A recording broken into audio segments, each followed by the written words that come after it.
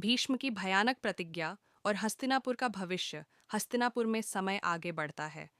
देवव्रत अब युवा हो चुके हैं, पराक्रमी, विद्वान और प्रजा के प्रिय। एक दिन राजा शंतनु गंगा तट पर जाते हैं। वहां उनकी भेंट होती है एक सुंदर और सुगंधित कन्या से, सत्यवती। राजा उनके सौंदर्य और सरलता से प्रभावित हो जाते हैं। वे सत्यवती के पिता से विवाह का प्रस्ताव रखते हैं, पर एक शर्त रखी जाती है। सत्यवती का पुत्र ही हस्तिनापुर का राजा बनेगा।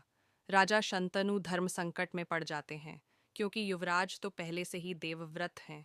राजा मौन और उदास रहने लगते हैं। देवव्रत अपने पिता की व्यथा समझ जाते हैं। वे सत्यवती के पिता के पास स्वयं जाते हैं। वह घोषणा करते हैं, मैं सिंहासन का त्याग करता हूँ। परंतु सत्यवती के पिता को भय रहता है। यदि तुम्हारी संतान हुई तो? तब देवव्रत लेते हैं एक भयानक प्रतिज्ञा, मैं आजीवन ब्रह्मचारी रहूंगा, कभी विवाह नहीं करूंगा और सदा हस्तिनापुर की सेवा करूंगा।